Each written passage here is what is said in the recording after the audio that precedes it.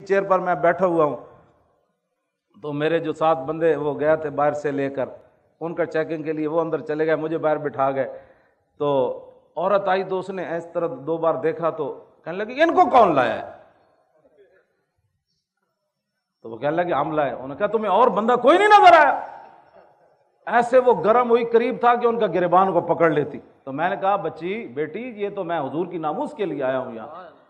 تو میں نے پولیس والوں کو کہا، میں نے کہا جلدی مجھے اندر لے جاؤ ورنہ یہ عورت تمہیں مارے گی۔ اب سمجھ آ جائے نا تو پولیس کی وردی پہنے ہوئے بھی سمجھ آ جاتی ہے۔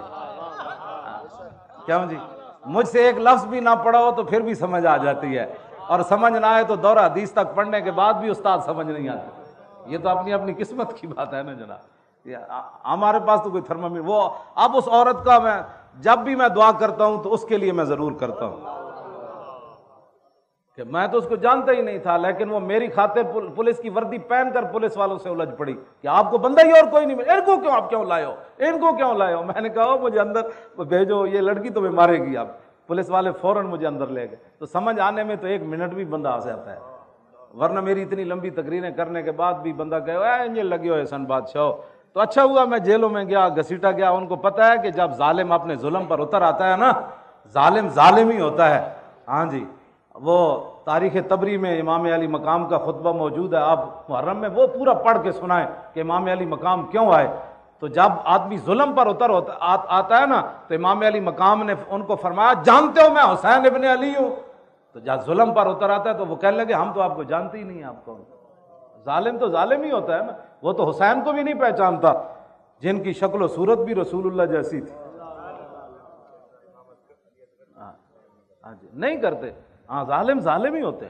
تو وہ اچھا ہوا مجھے میرے ساتھ جیلوں میں ظلم ہوا، پھر میرے گھر برباد کیا، پھر گھر سے مجھے گھسیٹا، پھر اٹھا کر مجھے گاڑی میں پھینکا جیسے بوری پھینکی جاتی ہے۔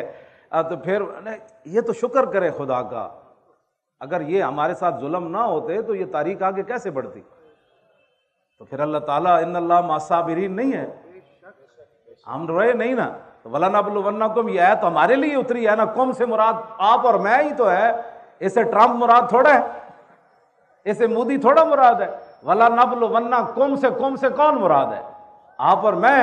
وَلَنَبْلُوَنَّكُمْ بِشَيْءٍ مِّنَ الْخَوْفِ وَالْجُوعِ وَنَقْصٍ مِّنَ الْأَمْوَالِ وَالْأَنفُسِ وَالثَّمَرَاتِ، ان ساری چیزوں کی آزمائش آپ سے بھی ہونی ہے اور مجھ سے بھی ہونی ہے۔ جب یہ آزمائش ہو جائے گی تو پھر آگے کیا ہوگا؟ وَبَشِّرِ الصَّابِرِينَ الَّذِينَ إِذَا أَصَابَتْهُمْ مُصِيبَةٌ قَالُوا إِنَّا لِلَّهِ وَإِنَّا إِلَيْهِ راجعون۔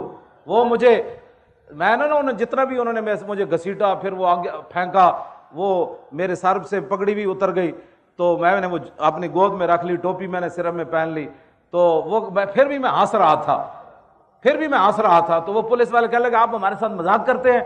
تو میں نے کہا آپ کا میرا مذاق بنتا نہیں ہے۔ کہنے لگا پھر آپ ہنستے کیوں ہیں؟